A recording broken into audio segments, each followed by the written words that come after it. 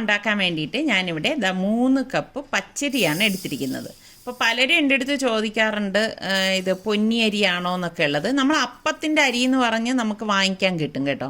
അപ്പോൾ ആ അരിയാണ് എടുക്കുന്നത്. അപ്പോൾ ഇത് നല്ലതുപോലെ ഒന്ന് കഴുകിയെടുക്കാം. അതുപോലെ കുറേ പേര് എൻ്റെ അടുത്ത് ഇത്തട സിങ്ക് ഏതാണ് കൊള്ളാവോ എന്നൊക്കെ ചോദിച്ചിട്ടുണ്ട്. ഞാനിപ്പോൾ ഉപയോഗിച്ച് തുടങ്ങിയല്ലേ ഉള്ളൂ. എൻ്റെ സിങ്ക് ഫ്രാങ്കിയാണ്. പക്ഷെ എപ്പോഴും നമ്മൾ സിങ്ക് എടുക്കുമ്പോൾ നല്ല ഡെപ്തുള്ള സിങ്ക് വേണം എടുക്കാനുള്ളത്. അപ്പോൾ നമ്മൾ ഇതുപോലെയൊക്കെ കഴുകുമ്പോൾ അതല്ലേ മീൻ വെട്ടി കഴുകുമ്പോഴായാലും ഇറച്ചി കഴുകുമ്പോഴായാലും വെള്ളമൊന്നും നമ്മുടെ മേത്ത് തെറിക്കത്തില്ല. അപ്പം അത് അങ്ങനെ ശ്രദ്ധിച്ച് നമ്മൾ വാങ്ങിക്കുകയാണെങ്കിൽ നല്ല ഉപകാരമായിരിക്കും കേട്ടോ. ഞാൻ എൻ്റെ ഒരു എക്സ്പീരിയൻസ് പറയുകയാണ്. എനിക്കിങ്ങനെ ഡെപ്തുള്ള സിങ്ക് വേണം എന്നുള്ളത് കൊണ്ടാണ്. പിന്നെ ഈ ഫ്രാങ്കി നല്ല മോഡലാണ്. അപ്പോൾ ഞാൻ അരിയൊക്കെ ഇവിടെ നല്ലതുപോലെ ഒന്ന് കഴുകി എടുത്തിട്ടുണ്ട്. അപ്പോൾ ഇനിയിപ്പോൾ നമ്മൾ വെള്ളം ഒഴിച്ചിട്ട് ഒരു 3-4 മണിക്കൂർ കുതിരാനായിട്ട് മാറ്റി വെക്കും.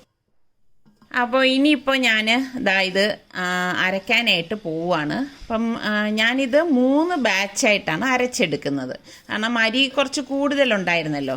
അപ്പം ഞാൻ മിക്സിയുടെ ജാറിലേക്ക് ഇതുപോലെ അരിയിട്ട ശേഷം 1 കപ്പ് വെള്ളം എടുത്തിട്ടുണ്ട്. അതിൽ കുറച്ച് വെള്ളം ഇതുപോലെ ഏകദേശം 1/2 കപ്പോളം വെള്ളം ഒഴിച്ചിട്ട് ഇതൊന്ന് അരച്ചെടുക്കണം കേട്ടോ. നന്നായിട്ട് ഒന്ന് അരച്ചെടുക്കണം. ഇപ്പം ഞാൻ ഇടയ്ക്കൊന്ന് തുറന്നിട്ട് കുറച്ച് വെള്ളം കൂടി ഒന്ന് ഒഴിച്ചു കൊടുക്കുകയാണ്. കാരണം വെള്ളത്തിൻ്റെ കുറച്ച് കുറവ് എനിക്ക് തോന്നി. അപ്പോൾ ഇതുപോലെ വേണം ഇത് അരച്ചെടുക്കാനുള്ളത്. അതിനെ ഞാൻ ഇതുപോലെ വലിയൊരു പാത്രത്തിലേക്ക് ഒഴിച്ചു വെക്കുകയാണ്. അപ്പത്തിനും ദോശയ്ക്കുമൊക്കെ നമ്മൾ അരി അരച്ചെടുക്കുമ്പോൾ കുറച്ച് വലിയ പാത്രത്തിൽ വേണം ഒഴിച്ചു കൊടുക്കാനുള്ളത്. അപ്പം ഞാൻ 2ാമത്തെ ബാച്ച് ഇതുപോലെ അരിയിട്ട ശേഷം ഈ ബാക്കിയിരിക്കുന്ന വെള്ളം ഉണ്ടല്ലോ അത് ഇതിലേക്ക് ഒഴിച്ചു കൊടുക്കുകയാണ്. അപ്പം ഇപ്പം ഞാൻ ഇത് അടച്ചിട്ട് വീണ്ടും ഒന്ന് അരച്ചെടുക്കുകയാണ്. അപ്പോൾ വീണ്ടും ഞാൻ തുറന്നിട്ട് ബാക്കിയിരിക്കുന്ന വെള്ളം ഫുള്ളായിട്ട് ഇലങ്ങ് ഒഴിച്ചു കൊടുക്കാൻ കേട്ടോ. അപ്പം ഞാൻ ആദ്യം ഒഴിച്ചതുപോലെ തന്നെ ഇതിലും എനിക്ക് വെള്ളം കുറവുപോലെ തോന്നിയുകൊണ്ടാണ് ഒഴിച്ചത്. ഇപ്പം നമ്മൾ ഏകദേശം 1 കപ്പ് വെള്ളം ഫുള്ളായിട്ട് ഞാൻ ഇതിലേക്ക് ചേർത്തിട്ടുണ്ട്. ഇനി ഞാനിത് 3ാമത്തെ ബാച്ച് ഇതുപോലെ ഇട്ട ശേഷം അത് ഞാൻ ഏകദേശം ഒരു 1/4 കപ്പ് വെള്ളം ഒഴിച്ച് അരച്ചെടുത്തതാണ്. അതും കൂടി ഒഴിച്ചു കൊടുക്കുകയാണ്. പിന്നെ നമുക്ക് വേണ്ടത് ചോറാണ്. ഞാനിതുപോലെ 1 കപ്പ് ചോറ് എടുത്തിട്ടുണ്ട്. 1.5 കപ്പ് തേങ്ങ എടുത്തിട്ടുണ്ട്. അപ്പോൾ ഇതിലേക്ക് ഞാൻ പാകത്തിനുള്ള ഉപ്പും, അതായത് അരിക്കും കൂടി പാകത്തിനുള്ള ഉപ്പാണ് കേട്ടോ. 1 ടീസ്പൂൺ ഇൻസ്റ്റൻറ്റ് ഈസ്റ്റാണ് കേട്ടോ. അതുപോലെ തന്നെ 2 ടീസ്പൂൺ പഞ്ചസാരയും കൂടി ഇട്ട് കൊടുക്കുകയാണ്. അപ്പോൾ ഞാൻ ഇത് അരയ്ക്കുമ്പോൾ തന്നെ ഇതുപോലെ ഉപ്പും പഞ്ചസാരയൊക്കെ ചേർത്ത് തന്നെയാണ് അരച്ചെടുക്കുന്നത്. പിന്നെ നമ്മൾ ചൂടാൻ നേരം ഒന്നും ചേർക്കേണ്ട ആവശ്യമില്ല കേട്ടോ. അപ്പോൾ അതിതുപോലെ മിക്സിയുടെ ജാറിലേക്ക് എല്ലാം കൂട്ടി ഫുള്ളാക്കി ഇട്ട ശേഷം ഏകദേശം 1/2 കപ്പോളം വെള്ളം ഒഴിച്ചിട്ട് നമുക്കിതൊന്ന് നന്നായിട്ട് അരച്ചെടുക്കാം. അപ്പോൾ ഈ അരച്ചത് നമ്മൾ ഈ മാവിലേക്ക് ഒഴിച്ചു വെക്കുകയാണ് ചെയ്യണത്. എന്നിട്ട് ഞാൻ ഇതൊരു വിസ്ക് കൊണ്ട് ഇതുപോലെ ഒന്ന് ഇളക്കി കൊടുക്കണം. അപ്പം ഞാൻ ഇതിന് മുൻപ് അപ്പം കാണിച്ചിട്ടുള്ളതൊക്കെ പല രീതിയിൽ പല ടൈപ്പിലാണ്. ഒന്നും ഒരേപോലെ ഞാൻ കാണിക്കാറില്ല കേട്ടോ. അപ്പോൾ ഞാനിത് അടച്ചിട്ട് മാറ്റി വെക്കുകയാണ്. ഞാൻ ഇനി നാളെ രാവിലെ മാത്രമേ അപ്പം ചുടത്തുള്ളൂ. ഈ തെങ്ങ് ഉണ്ടോ, അതിൻ്റെ താഴേറ്റ് വരും നമ്മളുടെ പഴയ വീട്. അപ്പോൾ എനിക്ക് ആ വീട്ടിൽ കാണുന്ന പോലെ തന്നെ സൂര്യോദയവും കിട്ടും. പക്ഷെ അതിനേക്കാളും എനിക്ക് ഇവിടെ സൂര്യാസ്തമനം കിട്ടും. കാരണം ഇത് ഉയർന്നിരിക്കുകയാണ്. അപ്പോൾ രാവിലെ ആയപ്പോഴേക്കും ഞാൻ പാത്രം തുറന്നു. അപ്പം മാവ് ഇങ്ങനെ പൊങ്ങി വന്നിട്ടുണ്ട്. ഒരുപാട് പൊങ്ങിയിട്ടൊന്നുമില്ല. കാരണം ഇപ്പം ഇവിടെ നല്ല തണുപ്പാണ് കേട്ടോ. തണുപ്പായതുകൊണ്ട് തന്നെ മാവൊക്കെ പൊങ്ങി വരാൻ വലിയ പ്രയാസമാണ്. അപ്പോൾ ഞാൻ നന്നായിട്ടൊന്ന് ഇളക്കി കൊടുക്കുകയാണ്. നല്ലതുപോലെ ഇളക്കി മിക്സ് ചെയ്യുന്നു. അപ്പോൾ അതുകൊണ്ടാണ് ഞാൻ ഇതിലേക്ക് ഈസ്റ്റ് ചേർത്തത്. കാരണം എനിക്ക് ഈസ്റ്റ് ഇട്ട അപ്പം വലിയ ഇഷ്ടമൊന്നുമല്ല കേട്ടോ. അപ്പോൾ തണുപ്പായതുകൊണ്ട് പൊങ്ങി കിട്ടാൻ വേണ്ടി ചേർത്താണ്. അപ്പോൾ ഞാൻ അതൊന്ന് മാറ്റി വെച്ച ശേഷം ഞാൻ മുട്ട പുഴുങ്ങാനായിട്ട് ഇടാണ്. അപ്പം ഇന്നിപ്പം ഞാൻ വെറൈറ്റി ആയിട്ടുള്ളൊരു മുട്ടക്കറിയാണ് തയ്യാറാക്കുന്നത്. ഞാൻ എപ്പോഴും പറയുന്നത് പോലെ തന്നെ എൻ്റെ ഓരോ റെസിപ്പി എടുത്താലും നിങ്ങൾ അപ്പം എടുത്തു കഴിഞ്ഞാലും ദോശ എടുത്തു കഴിഞ്ഞാലും ഒക്കെ ഇതിലൊക്കെ ഞാൻ വ്യത്യസ്തമായിട്ടായിരിക്കും ഓരോന്നും ചേർത്തിട്ട് തയ്യാറാക്കുന്നത്. അപ്പോൾ ഞാൻ ഇതിന് വേണ്ടിയിട്ട് 3 സവാള ഇവിടെ നിന്ന് സ്ലൈസ് ചെയ്തെടുക്കുകയാണ്. പിന്നെ ഒരു 10-12 വെളുത്തുള്ളി അലിയും ഒരു വലിയ പീസ് ഇഞ്ചിയും കൂടി മിക്സിയുടെ ജാറിലേക്ക് ഇട്ട് കൊടുക്കുകയാണ്. ഇഞ്ചി വലിയ പീസ് ആയതുകൊണ്ട് തന്നെ ഞാൻ ചെറിയ പീസാക്കി ഇതുപോലെ ഒന്ന് കട്ട് ചെയ്തിടാണ്. ഇതോടൊപ്പം തന്നെ 1 ടീസ്പൂൺ പെരിഞ്ജീരകം, അതായത് വലിയ ജീരകവും 1/2 ടീസ്പൂൺ മുഴുവനുള്ള കുരുമുളകും കൂടിയിട്ട് നമുക്കൊന്ന് ക്രഷ് ചെയ്തെടുക്കും.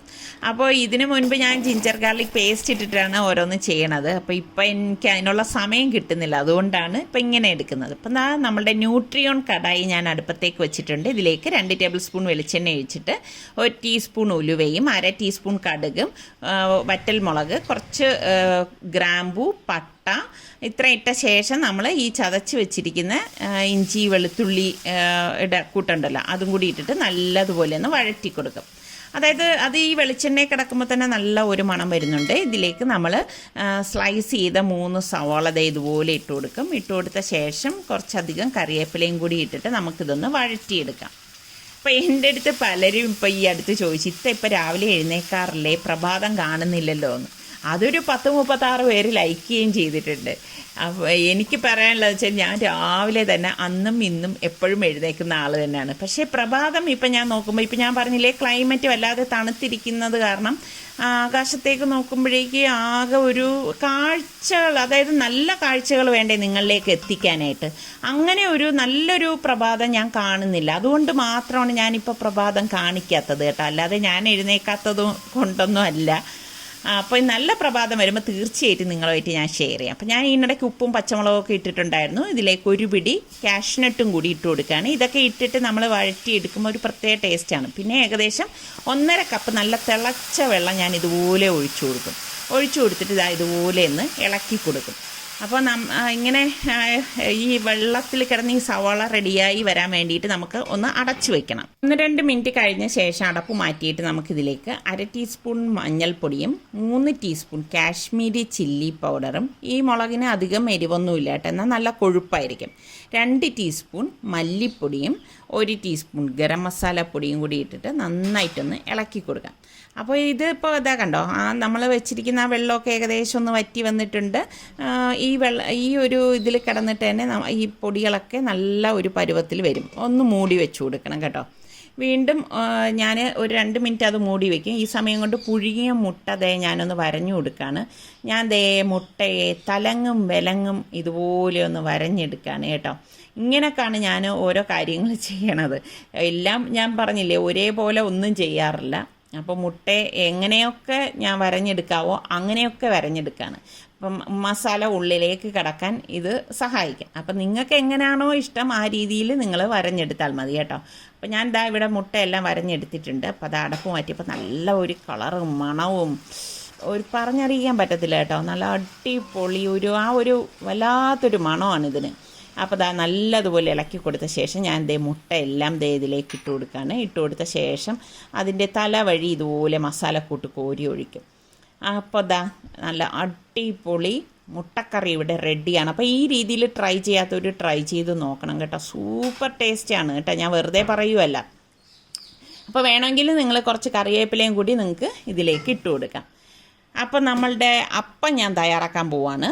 അപ്പോൾ അപ്പത്തിൻ്റെ മാവ് ഇവിടെ പരുവത്തിന് റെഡിയായി വന്നിട്ടുണ്ട്. അപ്പോൾ ഇതാണ് ഇതിൻ്റെ ഒരു പരുവം എന്ന് പറഞ്ഞാൽ, ഒരുപാട് വെള്ളം വെച്ച് ലൂസാക്കാനും പാടില്ല, കട്ടിയാവാനും പാടില്ല. അപ്പോൾ ഞാൻ കഴിഞ്ഞ തവണ കാണിച്ചില്ലേ ന്യൂട്രിയോൻ്റെ അപ്പച്ചട്ടിയാണ് ഞാൻ എടുത്തിരിക്കുന്നത്. ഇപ്പോൾ ആദ്യത്തെ അപ്പം ചുടാൻ പോവുകയാണ്. അപ്പം അത് നന്നായി കഴുകിയ ശേഷം എണ്ണ തടവിയിട്ട് ഇതിലേക്ക് പാകത്തിനുള്ള മാവ് കോരി ഒഴിച്ച് ചുറ്റിച്ചു കൊടുക്കുകയാണ്. അപ്പോൾ എൻ്റെ അടുത്ത് പലരും ചോദിച്ചിട്ടുണ്ട് ഈ അപ്പച്ചട്ടിയിലൊക്കെ എണ്ണ തടവണമെന്ന്. തീർച്ചയായിട്ടും കാസ്റ്റ് അയൺ ചട്ടിയിൽ പ്രീ സീസൺഡ് ആണെങ്കിലും നമ്മൾ എണ്ണ തടവി വേണം അത് സൂക്ഷിക്കാനും. ഓരോ പ്രാവശ്യം അപ്പം ചുടുമ്പോഴും എണ്ണ തടവിയിട്ട് വേണം മാവ് കോരി ഒഴിച്ച് അപ്പം ചുട്ടെടുക്കാൻ. ഇതാ കണ്ടോ, ഒരു നോൺ സ്റ്റിക്ക് അപ്പച്ചട്ടിയിൽ എങ്ങനെ അപ്പം ഇളകി വരുന്നോ അതേപോലെ തന്നെ അപ്പം ഈസി ആയിട്ട് എനിക്ക് ഇളകി വന്നിട്ടുണ്ട്. ഇതെൻ്റെ ആദ്യത്തെ അപ്പമാണ് കേട്ടോ. അപ്പോൾ ഇങ്ങനെ നമ്മളിതുപോലെ വീണ്ടും എണ്ണ തടവിയിട്ടാണ് മാവ് കോരി ഒഴിച്ച് ചുറ്റിച്ചെടുക്കുന്നത്. അപ്പം ഇത് വേണം എന്നുള്ളവർക്ക് ഞാൻ ഇതിൻ്റെ ലിങ്കും ഡിസ്കൗണ്ട് കൂപ്പണും ഡിസ്ക്രിപ്ഷൻ ബോക്സിൽ കൊടുത്തിരിക്കാം. അപ്പം താല്പര്യമുള്ളവർ നോക്കിയാൽ മതി. അപ്പോൾ കണ്ടോ, വീണ്ടും മാവ് ഇതുപോലെ കോരി ഒഴിച്ച് ചുറ്റിച്ചിട്ട് അടച്ചു വെച്ചിട്ടാണ് നമ്മൾ അപ്പം റെഡിയാക്കി എടുക്കുന്നത്. അപ്പം എന്തുകൊണ്ട് നമ്മുടെ ആരോഗ്യത്തിന് നല്ലത് തന്നെയാണ് കാസ്റ്റ് അയണിൽ നമ്മൾ ഇതുപോലെ കുക്ക് ചെയ്തെടുക്കുന്നത് കേട്ടോ. കണ്ടോ, നല്ല സൂപ്പർ പഞ്ഞി പോലെയുള്ള അപ്പം ഇവിടെ റെഡി ആയിട്ടുണ്ട്. അപ്പോൾ നല്ല ചൂടപ്പവും നല്ല ചൂട് മുട്ടക്കറിയും അടിപൊളി കോമ്പിനേഷനാണ് കേട്ടോ. ഇത് കണ്ട ഞാൻ കാണിച്ചു തരാം. കാസ്റ്റ് അയണിലായതുകൊണ്ടാണ് ഗ്യാസ് ഓഫ് ചെയ്തിട്ടും ഇങ്ങനെ കറി ഇങ്ങനെ തിളച്ചുകൊണ്ടിരിക്കുന്നത് കണ്ടോ. അപ്പോൾ എനിക്ക് എപ്പോഴും കുക്ക് ചെയ്യാൻ ഇഷ്ടം എപ്പോഴും ട്രഡീഷണൽ ഐറ്റം പാത്രങ്ങളാണ്.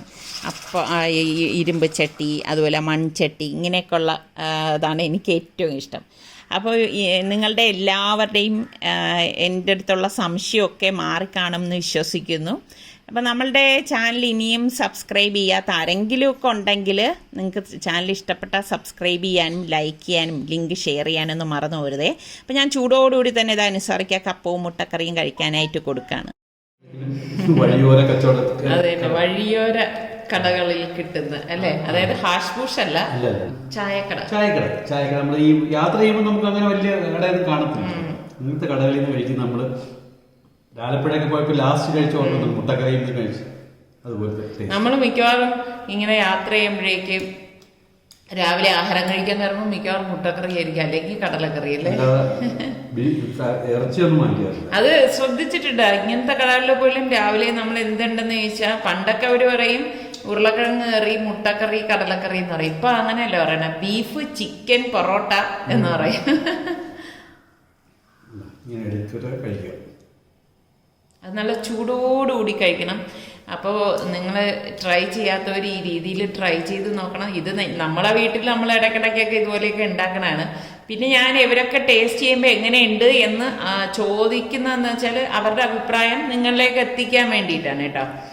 ഇപ്പം അതായത് കൊള്ളൂലാത്തത് അവർ കൊള്ളൂലെന്ന് തന്നെ പറയും, എന്തെങ്കിലും കുറവുണ്ടെങ്കിൽ. അപ്പം ട്രൈ ചെയ്ത് നോക്കിയിട്ട് അതിൻ്റെ ഫീഡ്ബാക്ക് കൂടെ തരണം, എങ്ങനെ ഉണ്ടായിരുന്നെന്ന്. ഒരുപാട് പേര് നമ്മുടെ ഓരോ റെസിപ്പിയും ട്രൈ ചെയ്തിട്ട് കമൻസ് വരുമ്പോഴേ അതിൻ്റെ ഫീഡ്ബാക്ക് ഇങ്ങനെ തരുന്നുണ്ട്. അത് കാണുമ്പോൾ സത്യം പറഞ്ഞാൽ നല്ല സന്തോഷമുണ്ട് കേട്ടോ.